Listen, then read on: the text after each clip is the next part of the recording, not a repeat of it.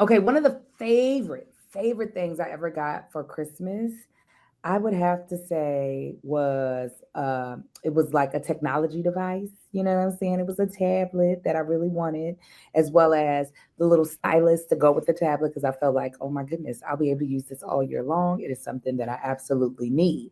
Well, obviously that tablet no longer works, and I have no idea where that pin is. Well, a gift that you don't ever have to worry about becoming useless is life insurance. All right. Policy Genius is a way that you can give a gift that ensures an easier future and it's more affordable than what you think. I use Policy Genius to be able to gift my family life insurance so that they have a safety net whenever the Lord so decides to call me home. And I'm telling you what, it gave me such peace of mind to know they were taken care of, and I'm sure it gives them peace of mind. Some of the things that stood out is that I had someone actually helping me. And it wasn't somebody trying to help me buy their insurance. The Policy Genius agents help you find the insurance policy with their top insurance companies, with the best, to figure out what is going to be the best insurance policy for you as well as the best price for you. Okay, so listen, secure the future before the new year begins. Lock in your insurance policy today.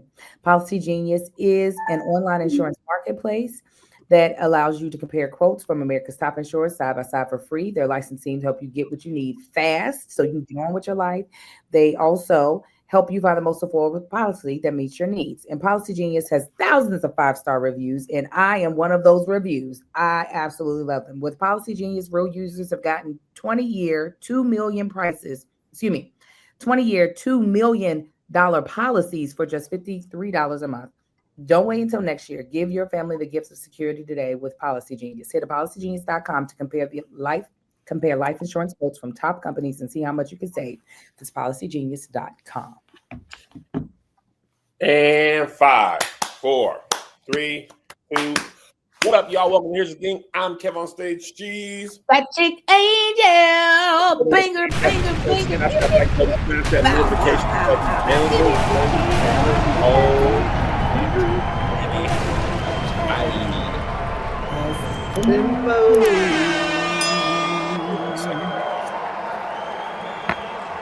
My God. Home setup. So my thing is not right. I'm makeshifting. I don't have the right lights. I'm just making it happen. Anyway, welcome to Here's the Thing. Happy December. The year is over. It's now 2026. Hope you had a great year. Happy Thanksgiving. Angel, the nails. Let me make you big so the women in the world can see your nails.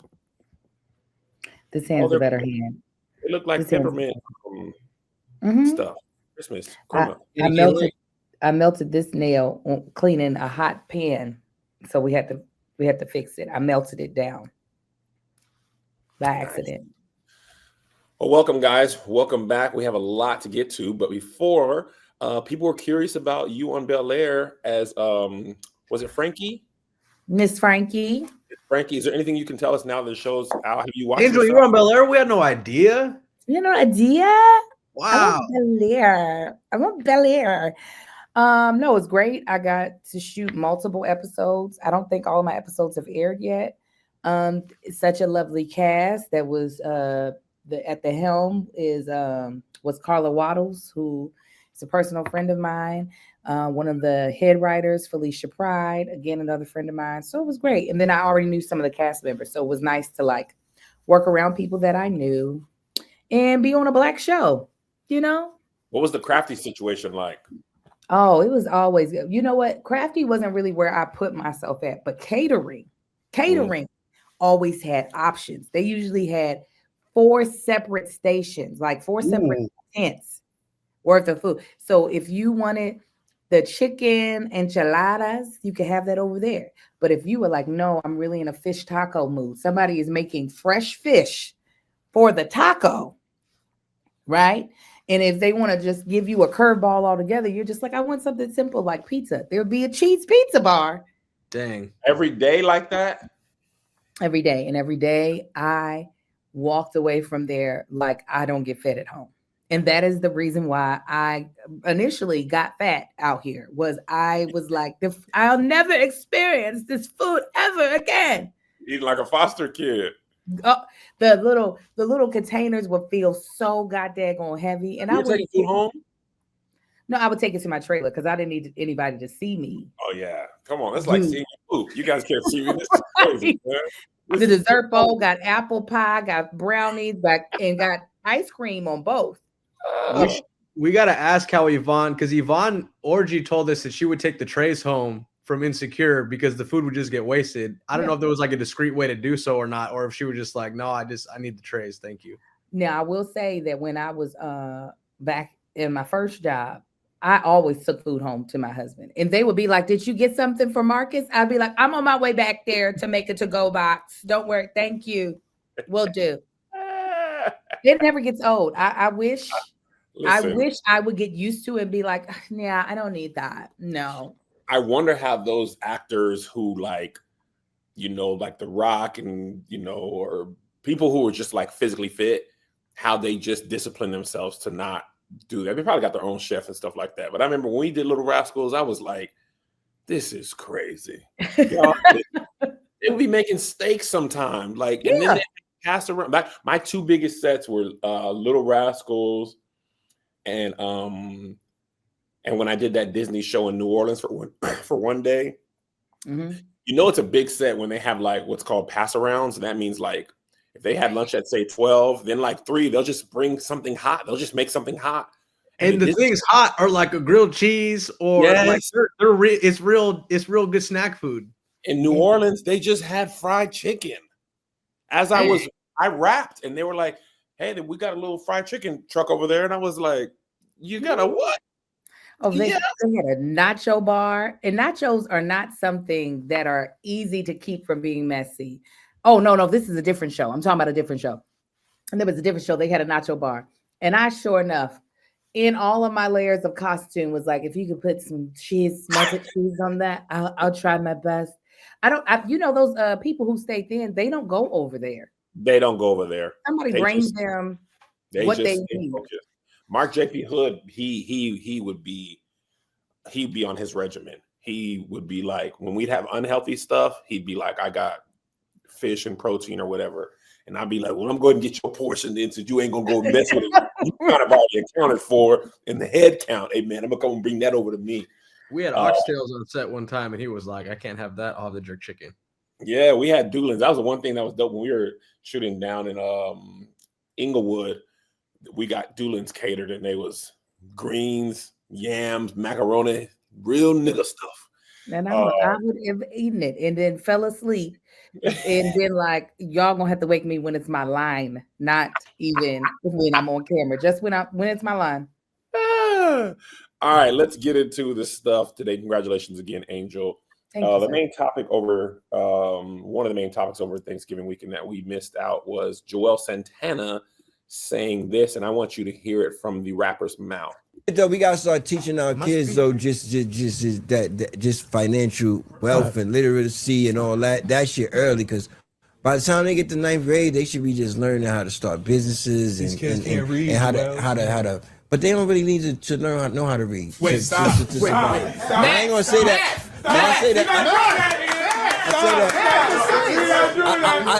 I say that respectfully. I'm not saying that in a way to be literate, because you're not supposed to be illiterate, but you can. What's more important, reading or math? Math. Told you. Math. I think you could listen to a book on YouTube. You can still obtain the information. You don't have to know how to read. That's not reading and understanding. I believe common sense is better than everything. I'm a common sense nigga. I'd rather have 0 book smarts and common sense, be able to read the room, be able to read life, be able to read people. I try to understand people, you know what I'm saying? Like, but seriously though. Angel, as a Black woman with 4 children who I'm sure you teach them how to read or help them, I'd love to hear your thoughts.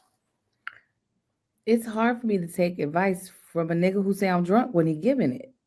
You talk about literacy, you teach them, they should be starting businesses. If they can't spell business, because that one will trip you up because it doesn't look the way it should. If they can't spell business, how will they then start a business? How is because that the way it is, it'll make it do BIZNESS. That's the way it sounds. I, you know, I can understand why somebody might put more emphasis on math than reading. But that lets you know this is the problem. A lot of times, and I got to look at the statistic. A lot of times, reading comprehension is not sometimes one of our culture's strongest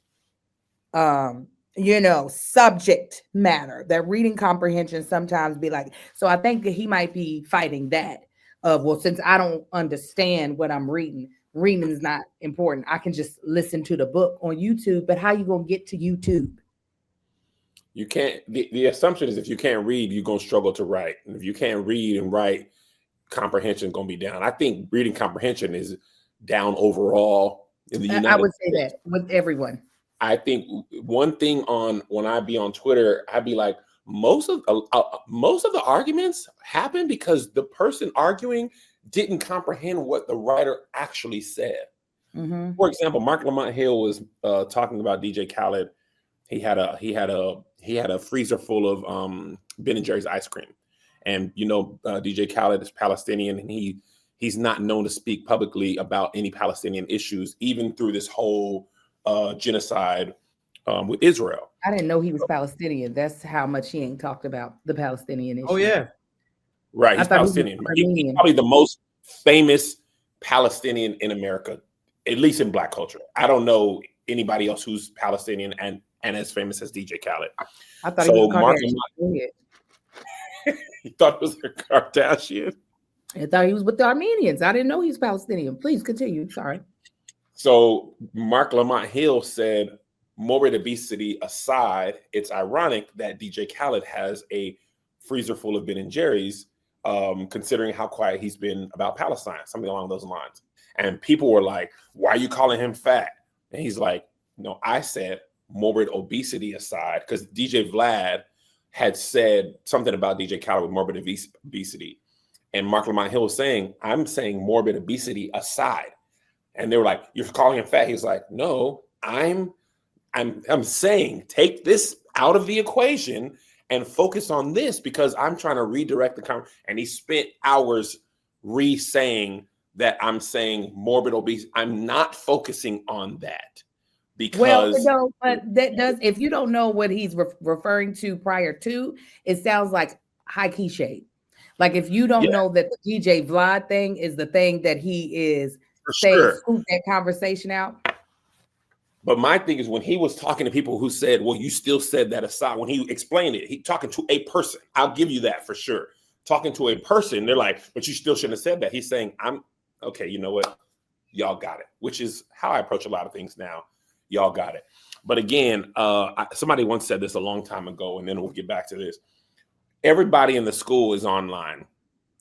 When we was in person in school, you knew some kids was just C students, some were B, some were A, some were A+, some were A+ with honors, some were getting passed along. We familiar with No Child Left Behind. Some schools was just saying, you just go, you just keep going. And online, you can't always tell who's who. Now back to what Joel Santana saying financial literacy is more important than reading. One, in order to do proper math, you're going to need to learn how to read. Okay. An actual math problem isn't just 3 + 3 = 6. That's part of math, but he's a rapper, right? And in those contracts that you get from the promoter, they're going to say it's going to be contracted in there. Now, if you can't read and you just listen, one could assume that if you can't read and you're only listening, your comprehension is going to be very low to non-existent. If you are just listening. And in order to do math, the company's going to say, hey, Joel Santana, you have a guarantee of $25,000 unless you sell X amount of tickets. Once you hit X amount of tickets and your expenses are this, then you might get back end of 10%. You're going to need reading and math and comprehension to know that they're not taking advantage of you. And on this tour, these tours, one of Greg's main jobs that he has to do is make sure the payout that we get matches the payout that we were promised. And in order to do that, you got to read the contract, comprehend the contract, and do math. We talking word problems have words in there. If Angel's traveling 60 miles from Boston to New York and she leaves at 3 p.m. and Josh is traveling 70 miles from Boston to New York and he leaves at 2:30, who's going to get there first? You can't read them words. You can't know who going to do them. You don't need that math problem in business, Kevin. Now, damn it. We don't care who's getting there, what time the flight say it land, and say it to me because I'm not going to read it. Yeah. They're also say it to me is crazy. Say it to me now.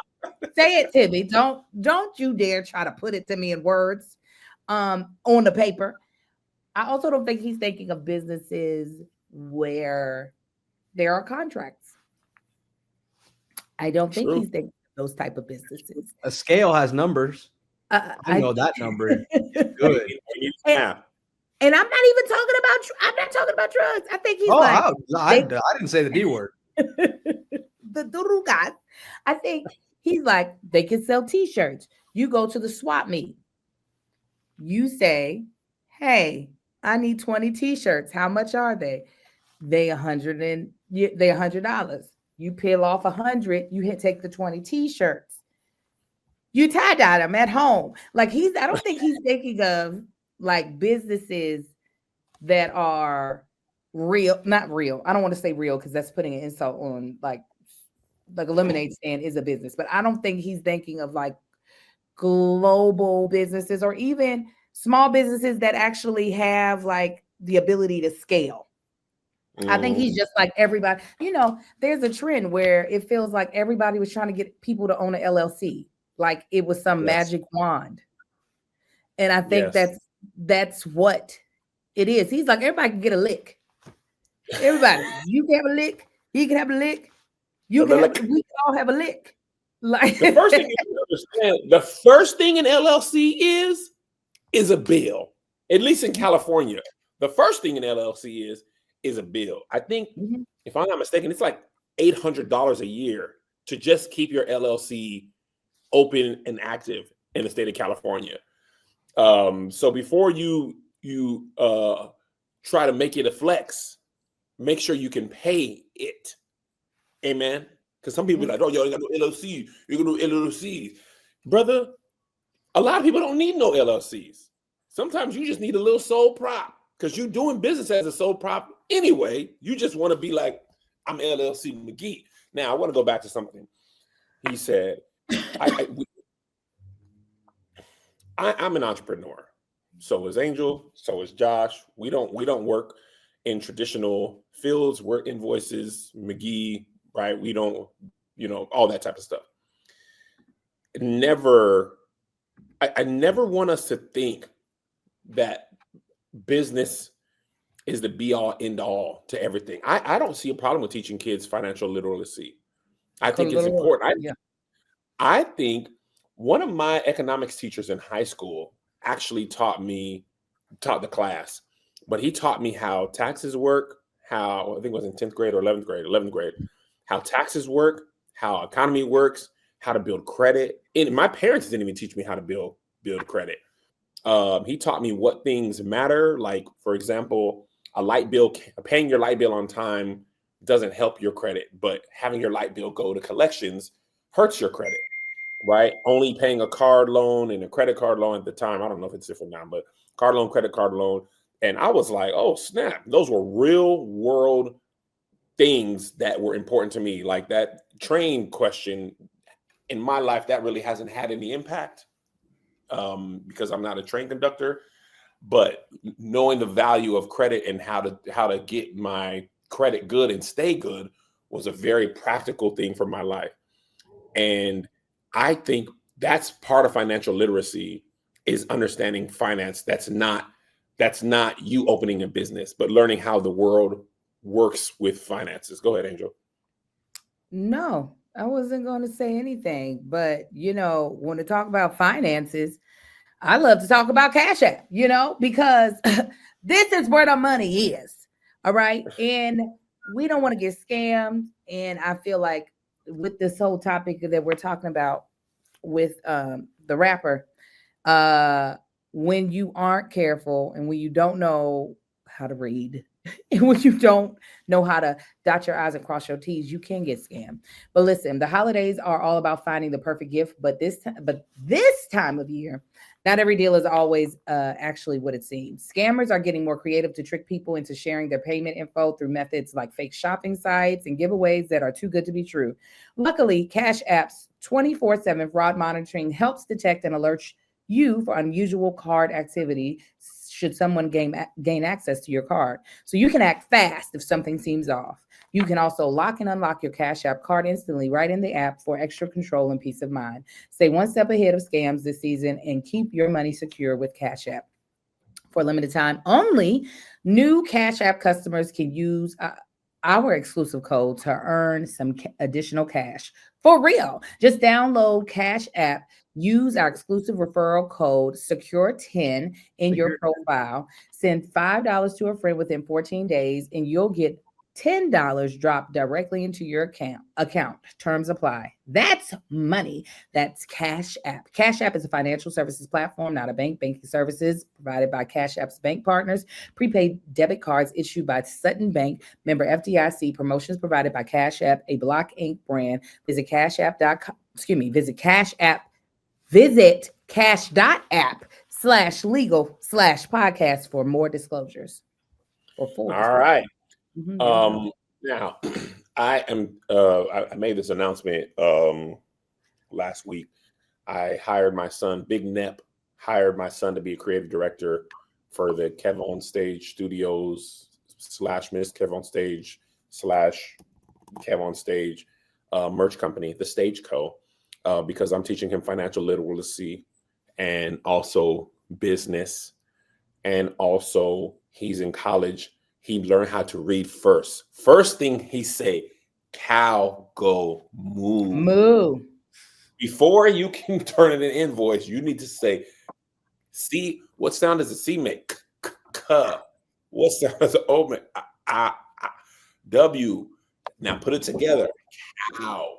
Now that he understands that, he learned his letters, his colors.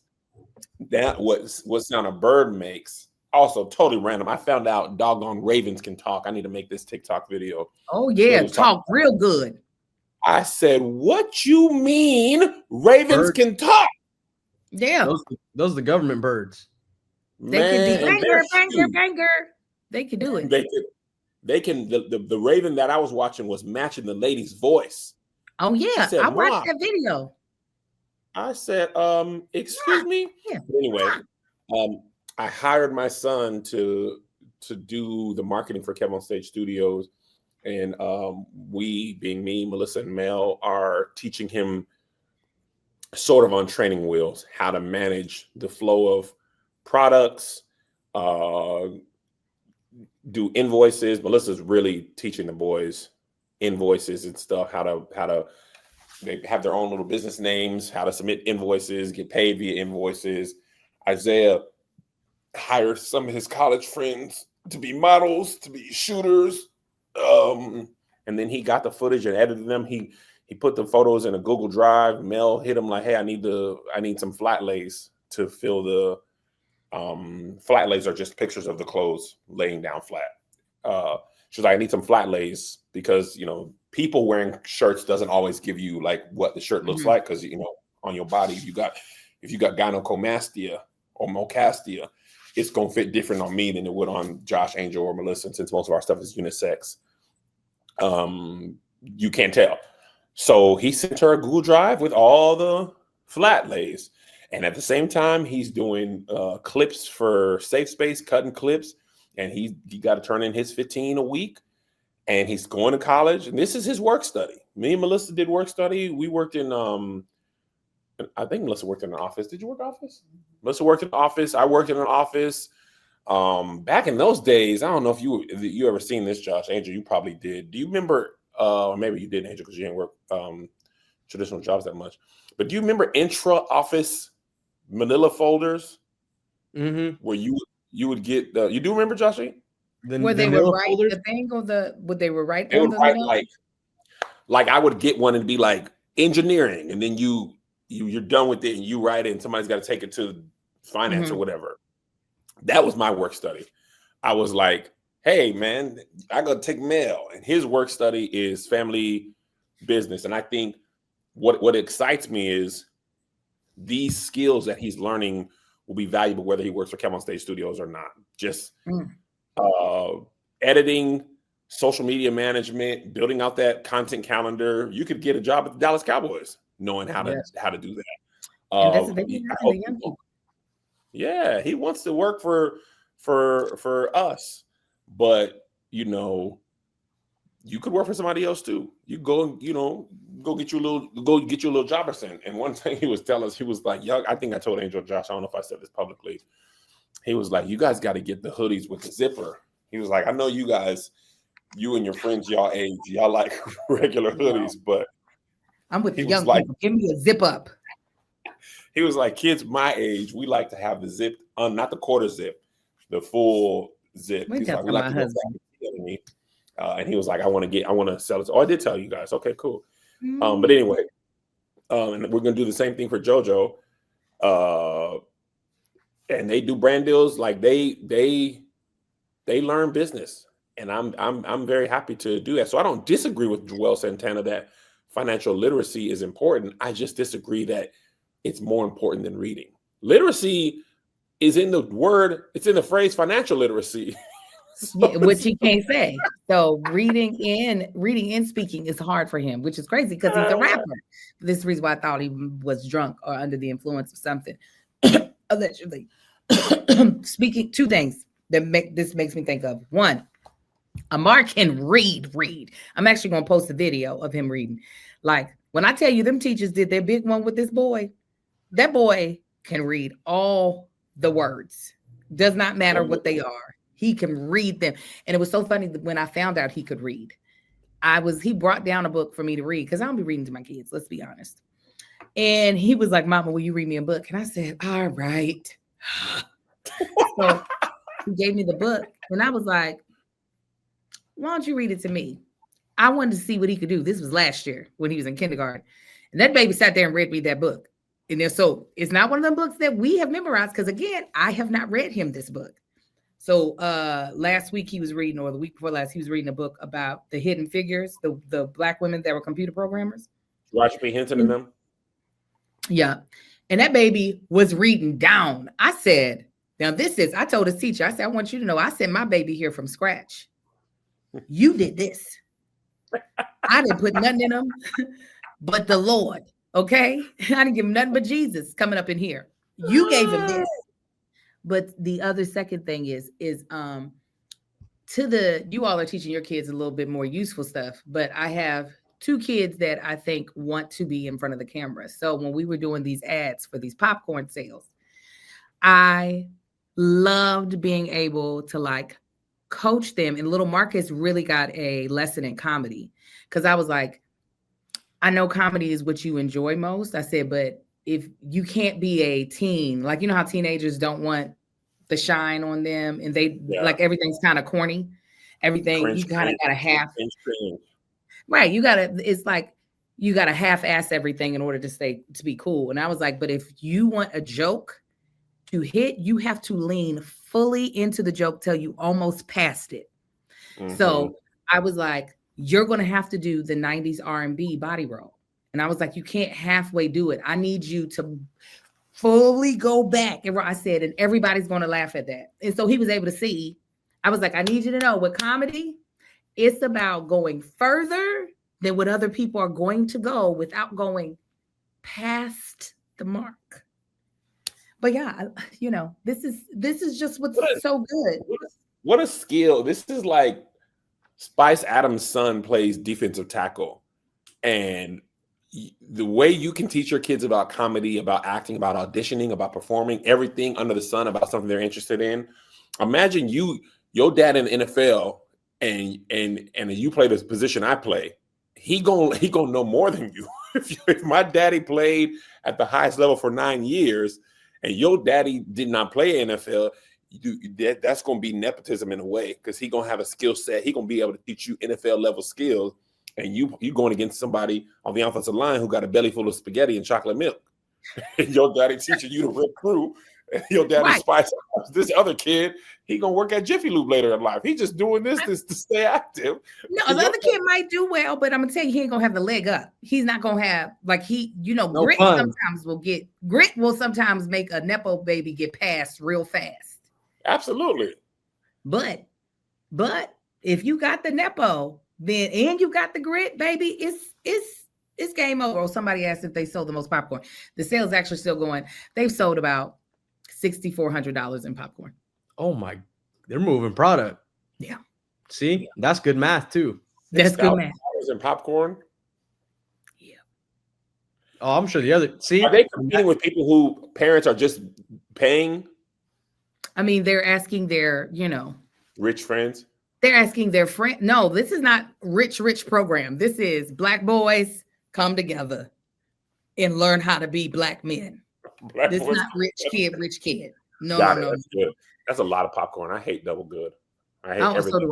So do I. But the boys were so excited. I'll drop the link. Yeah, absolutely. The boys were so excited to actually sell a lot. That's why they went ham on these damn sketches. And Kai was like, "Let's do another one, Mom." I was like, "Leave me alone." All right, let's move on. Before we move on, I just want to point out, I thought it was really funny when they doubled down and he asked, "So what you're saying is math is more important than reading?" And he's like, "Yes." He's like, "Told you." The other dude. Yes. So excited to have that right. All right, sorry, I digress. Oh, it's fine. If you missed this, Trevon Boykin is a former NFL player, and he had this to say about being invited to Russell Wilson's house for Thanksgiving some years ago. Russell Wilson, I went to his house for Thanksgiving. Uh-huh. The weirdest feel like he catered. So bro, I come from a traditional country Black family. We doing that. If I got as much money as Russell Wilson, my whole family would talk about me so bad if I ain't fly everybody out there for Thanksgiving. And I'm sponsored by an airline. Yeah. Maybe he's not close to his family. And maybe he not. But his mama wasn't there. Sisters wasn't there.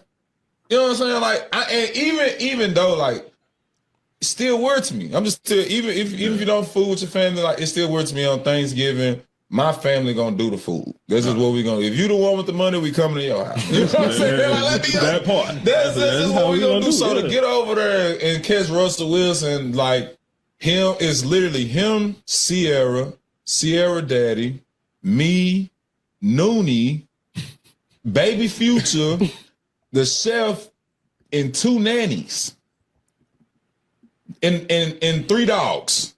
Yeah, and Baby Future at that time was bad as hell. Angel, I'd love to hear your thoughts. I mean, that was one of the most bitch ass things I've ever heard a man say. That's weird to me. That's weird to go to somebody's house that you've been invited to for Thanksgiving and just find random shit to complain about. You're not complaining that the food was nasty. You're not complaining that the food was late. You're not okay. You're not complaining that somebody high key offended you by something they said or did. You're complaining because you don't know where this man's family is. Well, the big question is, where the fuck is your family? Why aren't you with them for Thanksgiving? Why are you with another man's family that ain't yours? It's for him to have so much judgment on it. I can understand questioning. I wonder where his family is. But to be like, that's weird. You got this badass kid, Sierra and her daddy. You need to be glad you get to be in the presence of Sierra. First of all, thank God for that. That's all you should be worried about. I am no better than a man. I would be like, so tell me more about your goodies and all the other things that you've talked about in life. If you were a boy, what would happen? I don't understand why you were worried about where this grown ass man's parents are, his mama. Mhm. It feels very bitch like, and I don't mean that in a feminine way. I just mean it in a bitch way. Because I don't want people to think this is what women do. Oh, my This is just a bitch like move to me. To me. This is the equivalent of going in Russell Wilson's medicine cabinet and then going on a podcast and being like, "This man, he take whatever this medicine. He had an infection. He had a whatever. Like it. Like if it were me, Kevin, and honestly, I ain't gonna hold you. When I saw this clip, and I thought I knew sports. I think he played for the Seahawks. When I tell you I didn't know a thing. I didn't remember this gentleman from his NFL. Apparently, he went to jail too. A lot of people were in the comments, and they're saying it in here too. He spent some time in jail. You need to focus on that. But I think there's something. Honestly, here's my honest opinion. There is something intoxicating. We need to do part 2 of They Clone Tyrone because there's something in the podcast mics. There's some pheromone, there's some chemical, there's something in the Shure microphones that is causing people to talk with pure delirium.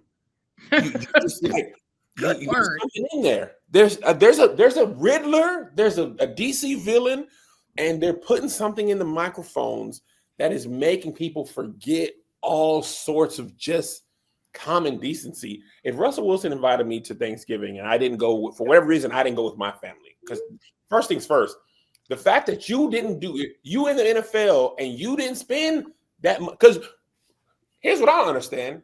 He in the NFL, you in the NFL. So one would argue you have the money now.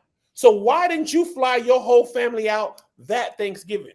That's what I said. Where's your family? You in the NFL with the money. You going to Russell Wilson's house. You making some sort of hundreds of thousands of dollars. So if you ain't got the money to fly your whole family, why didn't you fly to go to them? Since you got your degree and you know everything, why you ain't over there? The fact that he even invited you, let him in your home, and this is why my circle get little, because I don't want nobody going to my thing. And you have something to eat, ain't it? Everybody don't feel like cooking Thanksgiving. Even if you can cook, maybe you don't feel like it. Right. And you got the money to say, I want ham, turkey, prime rib, XYZ, and I want it done by noon. And you got to, like, you counting out the nannies. What was the reason, as evangelist Cardi B would say, what did you hope to gain outside of embarrassing Russell Wilson for extending you kindness? And it's like, why you repay his kindness with embarrassment? Like, where's the exchange? He let you in his home, and in exchange, you try to embarrass him. And it wasn't even good tea. It wasn't even good tea. And a lot of people don't. First of all, you could have a great relationship with your family and not be with them that year for Thanksgiving. It doesn't even mean there's anything wrong. I love my family. I don't be with them every year for Thanksgiving. I come here. I be at home in LA. And maybe I don't care if Russell Wilson has $700 billion. Maybe he don't want to fly them out this year. Maybe he just wanted to eat dinner with his wife and kids like most America does. Maybe they don't like him. Maybe they don't like him. Maybe they didn't want to go. Maybe anything, Joshy. Oh, go ahead. To talk all that smack, and it not amounts to anything. He was talking like, oh, I got something. I got, like, it was weird. But everything you said sounded normal. It sounded, you know what I'm saying? It sounded normal for a rich person to do. It sounds normal for a rich person to have nannies. It sounds very normal for a rich person to have a chef. So it would be like, let me tell y'all, Kev is real weird. Him and Melissa are married. Like, where is the for a They go to long dinner. time. They go to For a dinner long time. sometimes without their kids. When I was a kid, we went as a family to Ryan's Steakhouse. But him and Melissa And I go to think it's dinner weird. sometimes. And I think it's weird. Kev owns a restaurant.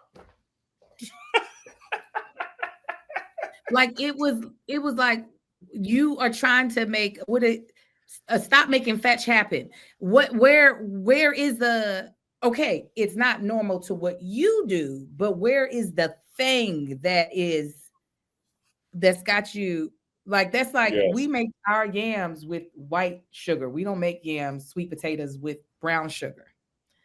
But that would not be the tea. So I went over to Josh and Imara's house. And it was real weird. Their yams had brown sugar. I mean, where they do that at? If I was making the yams, I would have made them with white sugar. Well, nigga, we ain't at your house. We ain't at you know what I'm saying? It just was like that is some mess that makes literally no sense. But you know what? Hopefully he will have his own Thanksgiving, or he'll be by himself, like a lot of people are, unfortunately. And the holidays can be tough for folk. Okay, it can, and maybe that's what it is. He needs a good therapist, and he needs to get on therapy, and he needs to get that telehealth, and he needs to do it with Rula. Okay, because it's convenient and it's accessible for millions of people. And let me tell you, mental health is not weird. All right, it is necessary to take care of. Okay, listen. Telehealth has made mental health care more convenient, right? For millions of people. However, critical challenges like finding a suitable therapist, scheduling appointments, and the expensive out of cost still keep many from getting the care they need. Rula is on a mission to make high quality mental health care from a licensed professional, easy and affordable for everyone. Rula's got you covered. They take most major insurance plans, and the average copay is only $15 per session. You can now get the quality care you need when you need it at a price you can afford. Rula isn't just affordable. They stick with you throughout the journey, making sure you get the best therapy and that you're making progress. With Rula, every provider is carefully vetted and chosen from their expertise. You'll always know you're in good hands of a quality provider who is dedicated to making real progress in your care. The first step on your journey to mental health is being easy. Rula starts by asking you a few questions about what's important to you and then provides a list of licensed and network providers who match your preferences. You can schedule your preferred time and meet with your therapist as soon as the next day. Go to rula.com/SK. SK. Get started today. That's RULA.com/SK. For convenient therapy that's covered by insurance. Thousands have already trusted Rula to support them on the journey towards improved mental health and overall well-being. Head on over to rula.com/SK. Head on over to rula.com/SK to get started today. After you sign up, they will ask where you heard about them. Please support our show and tell them our show sent you. Go to RULA.com/SK and take the first step towards mental health today. You deserve quality care from someone who cares. And also, before we move on, what the heck does Baby Future's being bad have to do with anything you're talking about? Oh. What are you even bringing up a child's behavior? He's literally like pulling random memories. Oh, and then that baby, oh yeah, he bad.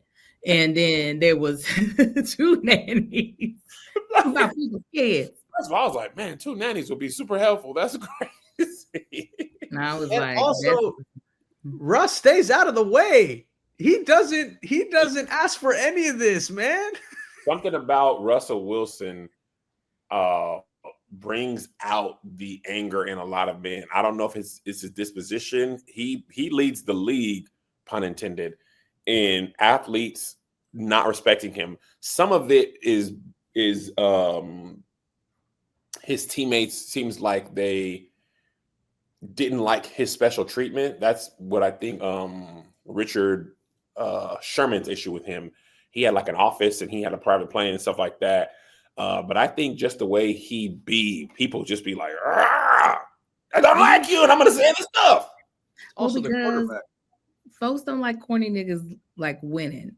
And like Russell does not come off like he's trying to be like swaggy. He is very like, I am in this box of love, Yeah. joy. I now have this beautiful wife. There's no like hard, like roughneck edge to him, and he is winning. And I He's do winning. believe that pisses people off. Nobody ever said this. When he was married to that white woman, he didn't get near the amount of smoke.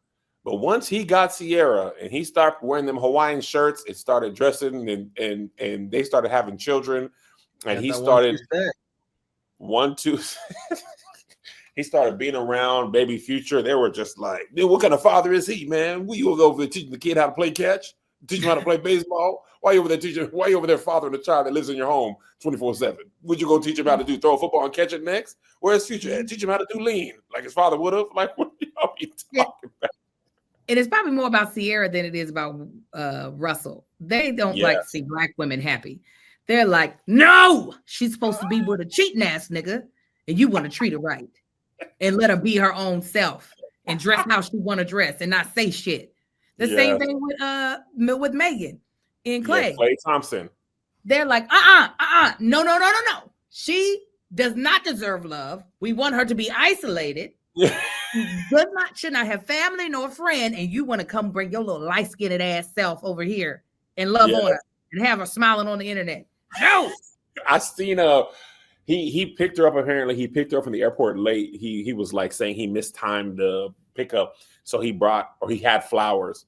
And there was a dude like, man, what you apologizing for being late to picking her up for the airport for? And I was like, God, dog, I would apologize to anybody if I was picking you up. And I was late, girlfriend, parent, Josh, Angel, Amar. I'd be like, that's my bad. I thought whatever traffic, I should have been there. Like, what is even wrong with that? But before we get too far, I got one more podcast clip to play for you, Angel. This wasn't in the docket, but I'm sure with your elite sports ball knowledge, you'll have something positive to say about this. What do we define as a bag, first of all? Just handles to the shot? I think to me, like wow, then get not it just off. handles, but you have a plethora of moves in your bag. The defense does this. They don't now go to this. You're not predictable. Yes. You have multiple answers to the test. You have counters. To me, that's a bag. I think they had the capability, but they didn't have to counter because Mike was 1-2 dribble you pull-ups. You're not stopping him to get to a spot, and he's athletic enough to jump and shoot over you. Y'all agree give you a with the shoulder people that bump. say Mike had a limited bag? Mike had limited bag. I don't agree. I just don't think he had to use his bag. You guys are crazy. He didn't need to do all that fancy shit. He just wanted to. He was right to the business. Like, you know what I'm saying? Like Shea got more of a bag though. But Shea usually gets to his, he can get to his spot. Bro, but Mike had a bag but didn't have to use it. So impeccable. Kobe's footwork, I think. What do we define as a bag? Angel, do you agree with Paul Pierce that Michael Jordan didn't have an offensive bag? First of all, shout out Big Waz and DG, friends of the pod. DG, friends of the pod, Danny Green. That's what DG stands for. It sounded like a lot of patois to me. I was like, I couldn't figure out what was the insult and what wasn't the insult. I was like, are we speaking the same language? Because 1 minute it was like he had limited bag because he didn't have to use it. So I was like, okay, so that's a good thing. And then on the other hand, it was like, nah, he didn't have no bag because Birkin, Chanel, like Gucci. So what I will say that what I heard was that because of the fact that Michael Jordan and the way he played trimmed the fat, there are certain skills that he either did not have in their opinion or they didn't get to see it because it wasn't necessary for him to use that skill. You know what I'm saying? Like, if we're talking about jump radius, for some players, they have to, or not radius, height. Some players have to be able to jump higher because of their height being shorter, where other players don't. So what I'm saying is with Michael, MJ, he might not need all the offensive things because once he gets to where he's going, you're not going to stop him anyways. So just let it alone. You're exactly right, Angel. And when I listen to that, I'm like, who cares? The ball go through the hoop, the points count. How you make the ball go through the hoop if you 2 points, or if you're 2 points. Semantics. If you just angel in it, popcorn. Yeah. What does it matter if the ball? If you can't stop me from making the basketball go in the basketball hoop to the tune of 30, 35 to 40 points a game, it don't matter if I launch it from the other end of the court or if I back it down. It don't matter. Because Michael Jordan, he make the basketball go in, and he get the trophy. He do this. I win this. Me, my team, we win 3 times in a row. I take a break 2 years. I come back. I win 3 times in a row again. Michael Jeffrey. Was it Michael Jeffrey Jordan or Michael Joseph Jackson? Michael Jeffrey Jordan. Yeah, Joseph Jackson is Michael Jackson. No, I was mixing up their mix. I don't know if it was Michael Joseph Jordan or Michael Jeffrey Jordan. I think it's Jeffrey Jordan. Anyway, it's Jeffrey, MJJ. The bottom line is Michael Jordan made the basketball go in a lot. He make it go in so many times that he won championships 6 times. He was MVP maybe 5 times. I don't have all his stuff memorized, but all the stuff that the people do, he get the stuff because he go basketball go in. He dunk it, he shoot it, it go in the basketball hoop. Yeah. I win. I think that's the point. Don't matter. All right. Moving on. People wanted to talk about this. I think this is just funny. I need to defend myself real quick because there was a lot of videos of me over the Thanksgiving break. Me not being the life of the party. Let me just speculation. No. Hearsay, libel, and slander. I'm going to defame you. No, you are defaming me. Okay? Eyewitness. What nobody, not Tony, not Angel, not Marcus, not Mel, I don't think Tab put me out there. Nobody gave anybody a timeline of events. Joshy, let me speak to you for a second. Bro, it's Vegas. There's no time. Absolutely. That's exactly what I told them. There's no time in Vegas. I don't care if it's Vegas, Vancouver, British Columbia, Timbuktu, Kandahar. There's a reason why there's no windows in casinos, Kev. They don't give a damn how the sun looks outside. Let me tell you what. Vegas is in my time zone. Okay? So 11 is 11 to me. I ain't on no cocaine. Okay? I ain't on nothing to keep me up. Well, that's where you went wrong, Kev. We stayed at that party from 6:30 p.m. until 3:15 a.m. Oh, that's good. That's good. That's good fun, Kev. It wasn't really fun. I walked out at 3 o'clock in the morning. We walked out of the hotel at 3 o'clock in the morning, but not out of the suite. We got up at 2:30 and we talked near the door for a solid Big Black. 15. Big Black talk near Big Black mosey towards the exit. Yeah. So then we go down to the lobby and then y'all wait long time for car. But continue. 7:30, 8:30, 9:30, 10:30, 11:30, 12:30 a.m., 1:30, 2:30. That was a work shift of a party. That was worse than the last time when I was doing This Is How We Do It. At 1 a.m., Angel Chance is like, I don't know how to do electric slide. Angel's like, I'll teach you. I've never been tired in my life. Let me take the next 30 minutes to do it. And now once you got it, we're going to do it as a group. Okay? My role in the group, which I wasn't allowed to do, my role is somebody's got to break the ice so people can leave. Okay? I'm looking in people's eyes. They want to leave. This is what everybody going to tell you. And I ain't going to put nobody out. People tapping me like, Kevin, you're going to do the thing so that we can leave. And Who did I ain't gonna tell you because y'all ain't gonna have me out here just looking crazy. But I'm doing my thing where I attempt. Hey y'all, woo, let's go. And then they throwing sticks at me. They lighting torches coming to my house saying, "Get Kev out of here." I ain't making it up. I ain't making it up. People look at me like all the time, and I do my job. Whoa, you ain't got no name. I'm not gonna put them out.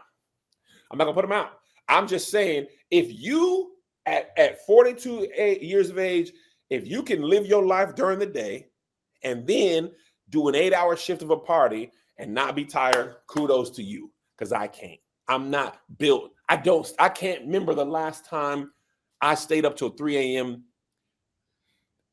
I don't know the last time I stayed at 3 a.m. doing anything, much less dancing and laughing and eating vegan food. We had a magic show. We had 2 dinners. We ate dinner. We ate dinner. We were there so long.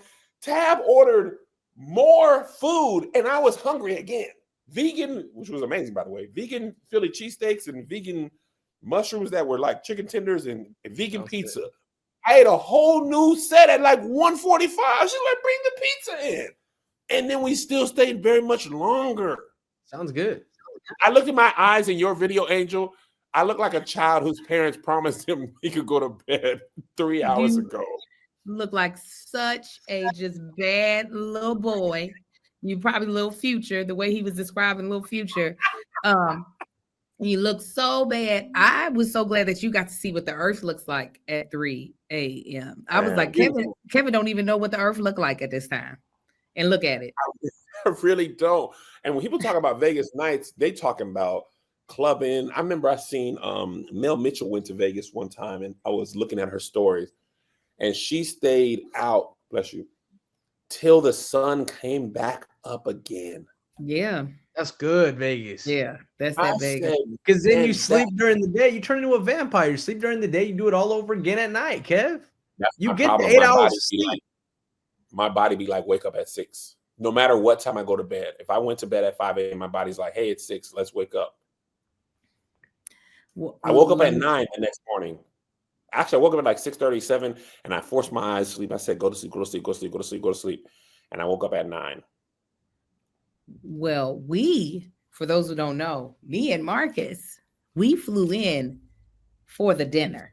So we didn't come in on Friday. We came in Saturday, landed, got an Uber, went directly into the dinner. We then, after everybody rose up, got out, we went down to the lobby and watched programs on our phone until 4:15. Then we got in an Uber and went back to the airport and got on a flight at 6 a.m. Sounds like Vegas. That is Vegas. You don't even. What's the point of sleep? You got to make your flight. You got work in the morning. And went on back. Got children, went home, and I wanted my body to know that I didn't want a nap. I wanted a sleep bedtime. So I got in my bed under the covers, covered myself for a minute. When I tell you that was the hardest, me and Marcus was like, we'll never do this stupid shit again. I don't know why y'all did that. That's crazy. Because we had to do stuff with the children. For a 45-minute flight. Huh? Who cares about the kid? You care about your children too much. They really need to grow up with some adversity. If y'all don't have them be like, my mom and dad chose Vegas over us, how will they push themselves to greatness? Y'all gonna be there in the morning. They wake up, they don't even know you were gone. Mommy and daddy gonna be back in the morning. No, they need to wake up, be like, mom and dad are not there. Then they're gonna be outside shooting the jump shots. Like, I'll make sure mommy comes home. She'll never want to choose her friends over me. But no, your kids are gonna wake up with no adversity, no desire to prove you wrong, because their parents were just there for them, there for them, there for them, there for them. I know. We're handicapping them, but that's okay. You need to disappoint them. My real dad not being part of my life. Oh, I'm going to show you. I'm going to be bigger than everybody. I have more followers. I'll show you. I'll have a bunch of dads. They say JoJo be like, my dad was at my game. Dad's every door that I open. Right. Exactly. You have all the dads now because your dad wasn't there. I get it. Daddy wasn't there. I get it. Well, we didn't allow them to Uber Eats any food, but what we did do is let them have some Factor meals. always feels like a reset between back to school, busier routines, and shorter days. Finding time to cook can be tough. That's why I love Factor. Their chef prep, dietitian approved meals make it easy to stay on track and enjoy something comforting and delicious no matter how hectic the season gets. Choose from a wider selection of weekly meals and options, including premium seafood choices like salmon and shrimp at no extra cost. Even enjoy more GLP-1 friendly meals and new Mediterranean diet options packed with protein and good for you fats. For the first time, try Asian inspired meals with bold flavors influenced by China, Thailand, and more. From more choices to better nutrition, that's why 97% of customers say that Factor helped them live a healthier lifestyle. Feel the difference no matter your routine. I have loved this company, their food, and I'm telling you, you should use it too. Eat smart at factormeals.com/SK50 off. And SK50 off. SK50 off to get 50% off your first box plus free breakfast for 1 year. That's code SK50 off at factormeals.com for 50% off your first box plus free breakfast for 1 year. Get delicious, ready to eat meals with Factor. Offer only valid for new Factor customers with code and qualifying auto renewing subscription purchase. Back to you. All right. I want to say something. I want to say something about, hold on. God dang it. What's that boy's name? DeAndre something. I want to tell y'all how right on history I am. Mm-hmm. Kevin threw a full-blown tantrum at that party. He really No, did. he did not. But it was so sweet when you did fall asleep. Melissa was rubbing on that head. She rubbed on your head and your beard like you were her little baby. I am a little sleepy boy, Kevin. I said, oh, you just love him. I'm not going to no more parties because everybody always want to make video of me. How about I don't come? Now you won't be able to make no videos. How about that? How about I stay home and I'll prove you all right? You be having FOMO, Kevin. You're going to go to the party. Well, I'm going to be in bed, Mo. You're gonna put on sunglasses next time like a rapper and not see nothing though. That's exactly right. Mm-hmm. All right, let me find this video for you because I want y'all to know Kevin is always on the right side of history. Okay. There's 2 videos, but I'm gonna play this one because I think it's the more fleshed out version of it. So let me cue it up here. Let me see. This is, and I'm only showing this because it's Thanksgiving. Sweet potato pie on Thanksgiving. Overwhelmingly eat sweet potato pie on Thanksgiving. And white America loves pumpkin pie? It's not random. It's history, migration, politics, and yes, a little marketing. Here's the story of 2 pies and how one unexpectedly became a symbol of anti-slavery. And it's probably not the one you think. Like a lot of American history, this part of the story begins during slavery, when enslaved Africans were forced into the American South and no longer had access to the ingredients they knew from home. They adapted their cooking to what the Southern land offered. And in the South, sweet potatoes were everywhere, hearty, abundant, and perfectly suited to the soil. They became one of the key ingredients Black cooks used to rebuild their food traditions in a new place. When millions of Black people left the South during the Great Migration, sweet potato pie traveled with them, and that's how a regional Southern dish became a national Black tradition. Pumpkin pie, on the other hand, had a completely different journey. Up north, pumpkin pie had been a New England favorite for generations. Then Sarah Josepha Hale, the mother of Thanksgiving, used her magazine to promote Thanksgiving as a national holiday and crowned pumpkin pie as the dessert of proper Northern households. As the nation divided over slavery, abolitionists leaned into that symbolism. In poems, speeches, and editorials, they used pumpkin pie to represent a moral, anti-slavery America rooted in Northern values. Anything embraced by Northern abolitionists, including pumpkin pie, became coded as Yankee food. So for Southerners, rejecting pumpkin pie wasn't about flavor. The pie itself was emblematic of being anti-slavery, a Northern statement that they definitely weren't trying to serve at their dinner table. So how did pumpkin pie go from an anti-slavery symbol to the star of white Thanksgiving? One word: Libby's. Before canned pumpkin, making pumpkin pie was a process. You had to buy a whole pumpkin, split it, scrape it, roast it for hours, scoop out the flesh, mash it, and strain it, all before you even started making the pie. It was basically a day's work. Libby's changed all of that. In the 1920s, the company introduced canned pumpkin puree and marketed it very aggressively, with that famous pumpkin pie recipe printed right on the cans. Suddenly, a dessert that used to take hours now took minutes. And Americans, especially white suburban households, fell in love with the convenience. By the 1950s, all the old political symbolism had faded. Pumpkin pie had been rebranded as cozy, convenient suburban Americana and became the default white Thanksgiving dessert. Sweet potato pie, meanwhile, was already ours, shaped by survival, southern land, and the food traditions our ancestors built under impossible circumstances. In the end, both pies tell the story of America, who we were, what we believed, and how our history shaped our taste buds. That's America in a nutshell, or a pie crust. If you made it this... Also, before we continue, hold on. I just wanted the Patreon sent me this video. I actually haven't had a chance to watch this one yet, but I'm going to play it for everybody. Sight unseen. Just so we can, I don't even know. Better than sweet potato pie. And there's science to prove it. First off, fruits are better than roots. There's a pumpkin pie is better than sweet potato pie. And there's science to prove it. First off, fruits are better than roots. There's a reason why we don't make turnip pie or radish pie, but cherry, peach, key lime, and apple are all perfectly acceptable. Don't you dare bring up carrot pie. Don't.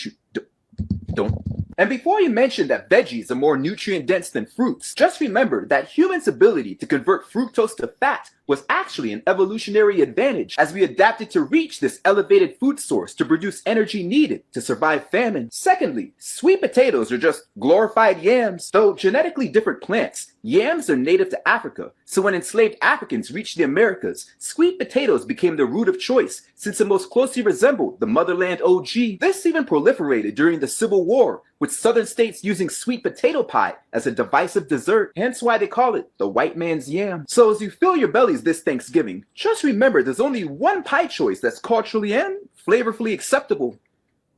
Team Pumpkin. I love how you put both of these codes up here on this show.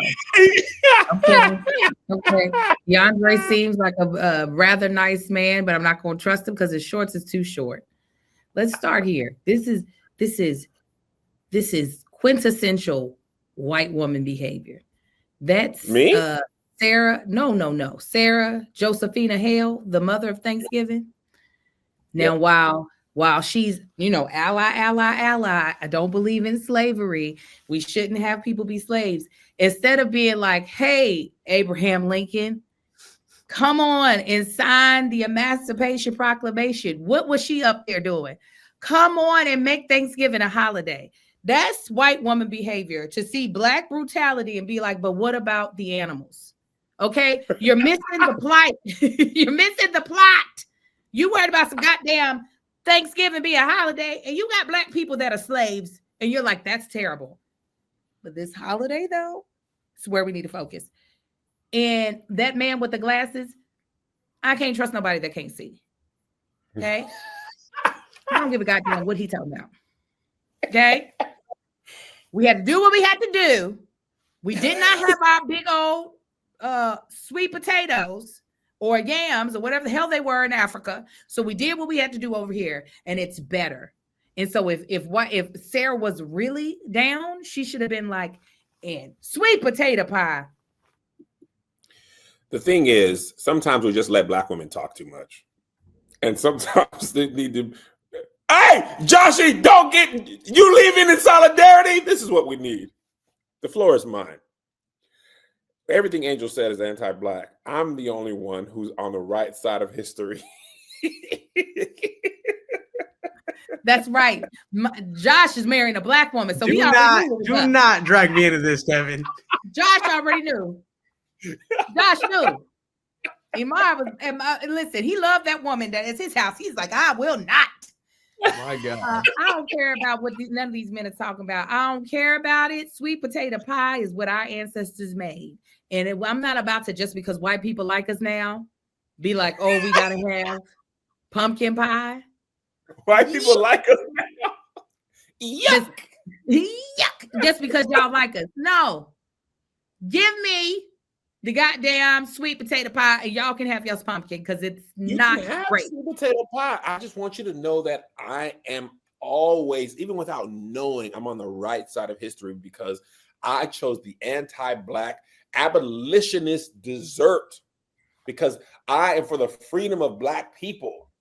Okay, I am an abolitionist to my soul. Even in my dessert choices, say I got to free the black people from the shackles. But you ain't of with their... the black people. See, that's the thing. No. The white abolitionists ain't with us. Are you with us or are you with them? I'm with both. I'm like Blaze. I'm gonna come over and talk about what they said over here, because you needed the white in order to get out of the shackles of slavery. You had to have the white assistance.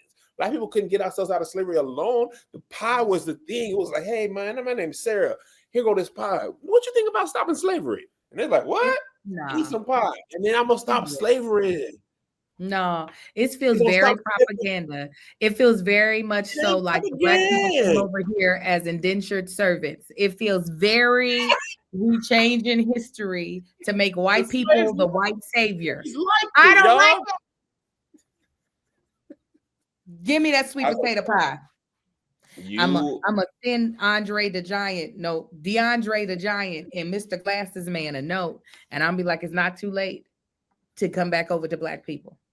I just want y'all to know that I'm on the right side of history. That's it. Y'all always try to ostracize the white side of history. Did you say the white side of history? That's what it sounded like. You're on the white side of history. Y'all try to satirize my name. Y'all try to make it seem like I ain't with the blacks, and I'm all about the freedom of black people. My thing with most black people ain't even had pumpkin pie. They just saying it out of the sheer thought. They ain't even tasted it. I've had it. It is piss poor. Piss poor? Piss poor. What you talking?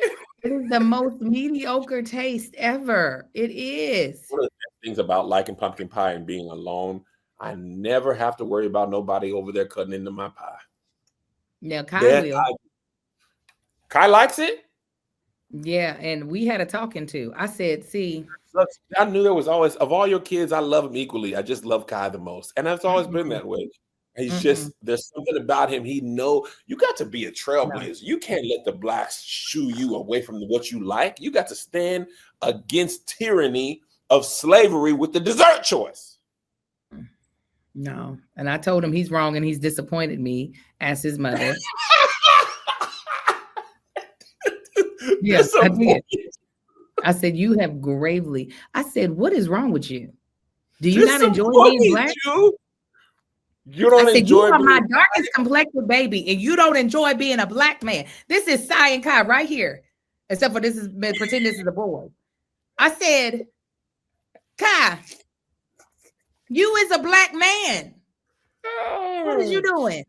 See, that's why Kai gonna go far, because he is the only one who is willing to stand against his own mother and make his choice. You know how black moms can be. They just be overbearing, make you do stuff you don't want to do, make you eat pies you don't want to eat. And the fact that he could stand up and say, no, mother. No, he I'll pull him aside and tell him to start calling you Angel. I'm going to say next time, Kai, say, listen. Why are you going to get that baby hurt? Listen, Angel, I like pumpkin pie and that's that. Now go to your room. Yeah, me beat everybody in that house. I'm trying to retire. Why you beat the other kids? I beat everybody just so that they could get him together. Everybody can and get whooped because this disrespect might have spread like a virus. Let me go ahead and exactly like COVID. Oh, before we go, I gotta say this. Y'all watch that Diddy doc before the bonus. We're gonna talk about it. 50 Cent presents 50. First of all, let me tell you what I know off the rip. You can't even this is like when I think it was called Blackfish. Do you remember Blackfish? The documentary about the whales and stuff. Yeah. Yes, thank you. First of all, you talk about some doggone propaganda. I remember going to SeaWorld and asking about why their dorsal fin was like that. And them being like, oh yeah, man, it be like that all the time. And then finding out that their dorsal fin be flopped over because they don't have the strength of the ocean. That's what makes it strong. And it's flopped over because they bred in captivity. I said, man, y'all was lying down at SeaWorld. But this is like the SeaWorld making their documentary and saying the whales are okay. 50 Cent has been Diddy's arch nemesis for as long as I can remember. And the fact that he is on Good Morning, I think it was on Good Morning America with Robin Roberts. She's Good Morning America, right? I think so. I think so. He's like, yes, I just want to make this. I want to make this trailer this documentary to expose him. Let's watch the trailer real quick. Yes, let me see it. Make sure y'all watch it before the bonus on Friday, because I'm sure we'll go into great detail about this for the bonus.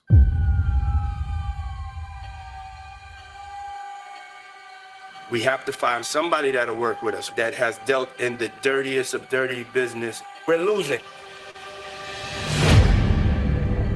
Puffy, Puff Daddy, Diddy, Sean Combs. All of these reincarnations, all those name changes are attached to really bad deeds. Everything in life, you're gonna have people that are bad and people that are good. You have to choose your side.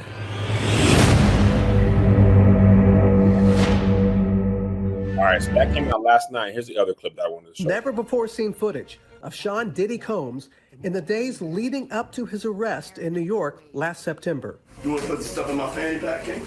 The exclusive video obtained by Netflix shows Combs debating with his lawyers about strategy. Listen to me. I'm going to get off the phone right now, and I am going to let you professionals look at the situation and come back to me with a solution. No matter what, no matter what nobody said. Let's just here and there, y'all are not working together the right way. We're losing. The footage is part of a new, highly anticipated docuseries by director Alex Stapleton and rapper and executive producer Curtis 50 Cent Jackson, titled Sean Combs: The Reckoning. Was there anything that surprised you when you were watching? I think it was surprising that he actually filmed it. It was very interesting to watch a man who's known for his brand presence. You know, he has a really amazing knack for marketing and all of that, and how he was sort of taking that into account and how he was coming off to the public. The exclusive video also shows Combs in Harlem greeting fans. I'll accept it. I need some hand sanitizer. Hold on. I got it. I've been out in the streets amongst the people. Yeah, I gotta take a bath. Like the amount of people that actually I'm coming in contact with, like that's what I have to do. You know what I'm saying?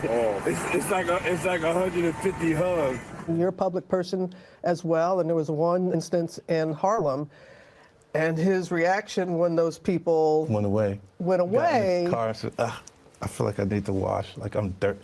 That was, it shows you his character. was that the reason for including it? Yeah, I mean, what's the odds that you would do that in front of the camera?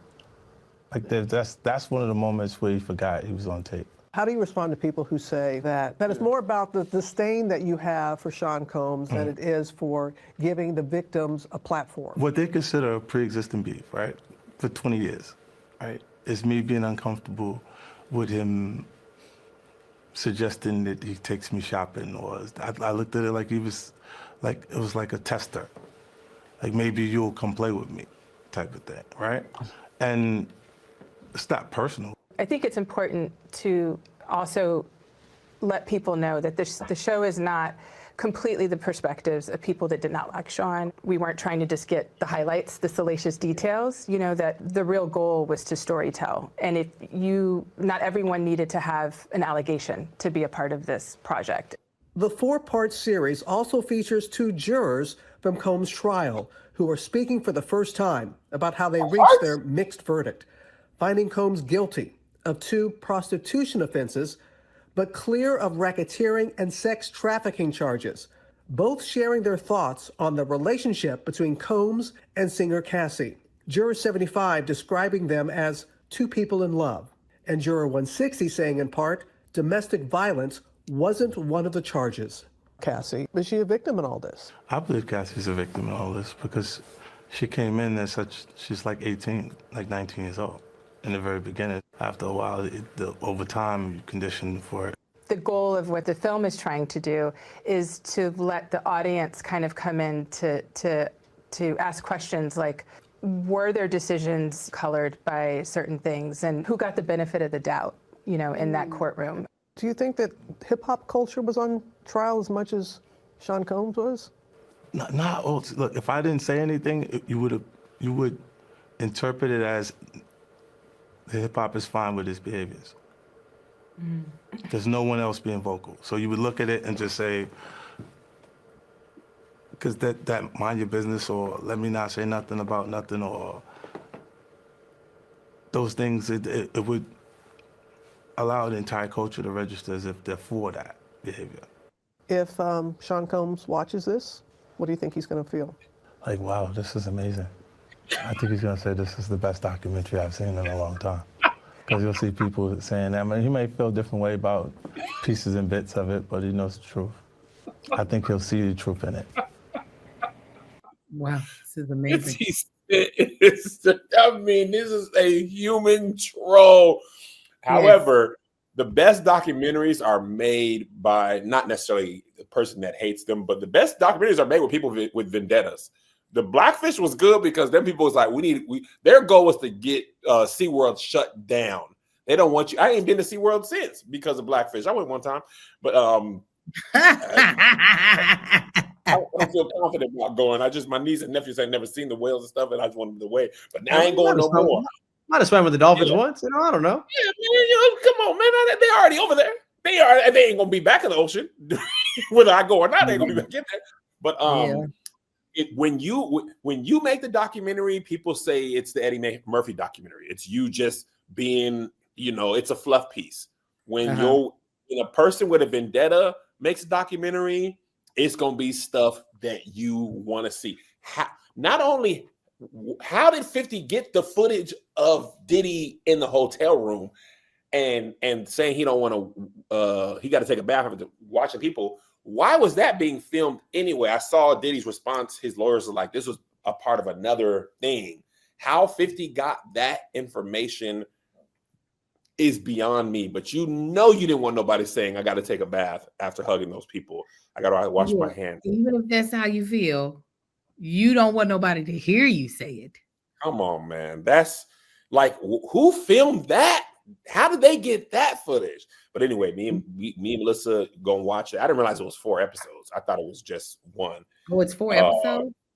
Yeah, they said it's 4 episodes. But I got to check that out. So it's out now, right? It's out now. Came out. So anyway, hope you guys check it out. If not, then don't watch the bonus because I'm sure it'll take up some time. But anyway, God bless you. Thank you for hanging out with us. God keep you. We'll see you on Friday at the appointed time, 9 a.m. Pacific Standard Time on Friday. And if you're not on Patreon, we will see you next week. Have a great day. God bless you. God keep you. We'll see you at the conference. Bye. Here's another banger for you. Here's another one. Here's another banger for you. Here's another one. Here's another banger for you. Here's another banger for you. With my boy Kev on stage. And that chick Angel.